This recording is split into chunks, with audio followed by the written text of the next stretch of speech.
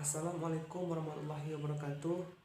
Saya Koko Pedli MPN 4220031 jurusan Biologi STKIP PGRI Lubuk Linggau dengan mata kuliah Anatomi Tumbuhan yang diampu oleh Ibu Reni Dwi Gastuti MPD SI.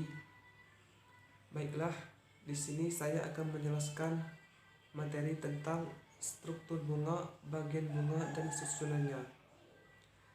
Baiklah, langsung saja ke pokok pembahasannya. Struktur bunga, bagian bunga, dan susunannya.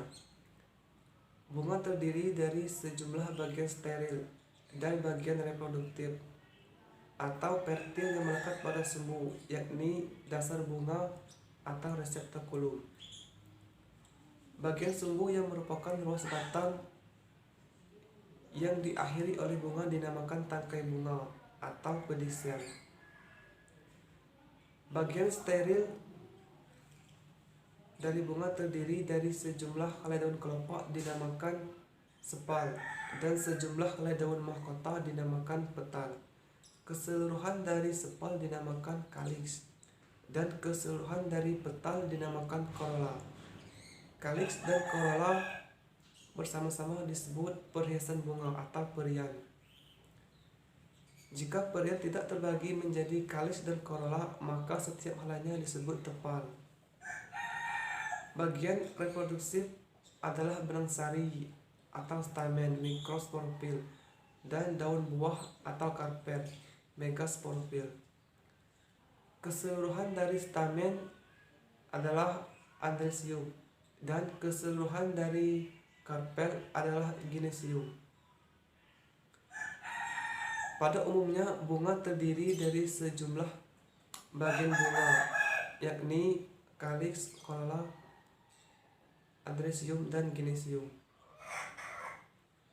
Baik sepal maupun petal menyerupai daun.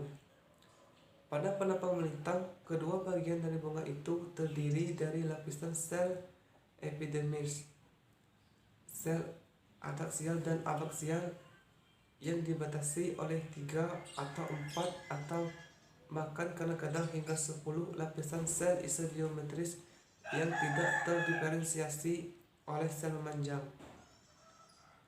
Di dalamnya biasanya terdapat jaringan pengangkut mesofil yang kurang termodifikasi dibandingkan dengan hijau daun. Namun bisa pula terdapat sel ideoblast seperti sel yang terdapat pada hipodermis. Sepal biasanya berwarna hijau dan berfotosintesis, sedangkan stomata sering terdapat pada sepal maupun petal. Ini adalah contoh dari bunga Phagoperum di sayap memanjang, ginesium dari bakal buah beruang satu dengan 3 tangkai putik yang dibentuk oleh 3 karpel. Nah, di bagian sini dinamakan pedicionis, tangkai atau penyaluran. Dan di bagian sini merupakan sepal, kelopak bunga atau perhiasan bunga yang terletak pada bagian terluar. Hanya ini merupakan bakal biji. Dan di sini adalah ovarium, bakal buah atau bagian putik yang menyimpan sel telur. Selanjutnya di bagian sini merupakan stamen.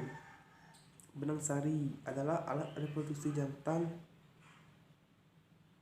pada bunga. Benang sari umumnya terdiri dari tangkai sari atau filamen. Dan di bagian sini dinamakan petal, helai mahkota bunga. Seringkali mudah dikenali karena ukurannya yang relatif besar dan berwarna mencolok untuk memikat serangga penyerbuck. Dan selanjutnya di sini dinamakan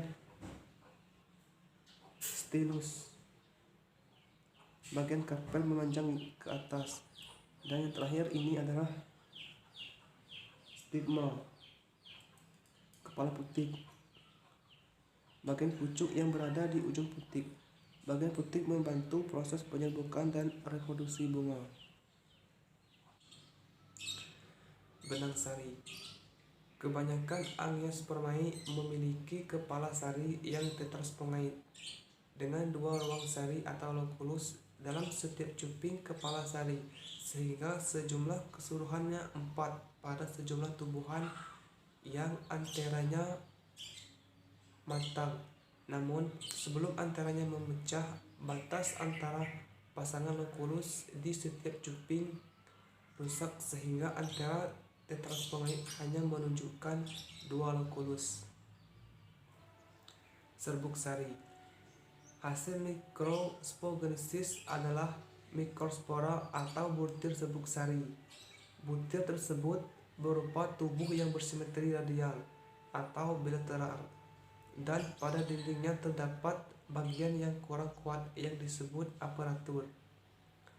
Ada yang bulat dan ada yang memanjang.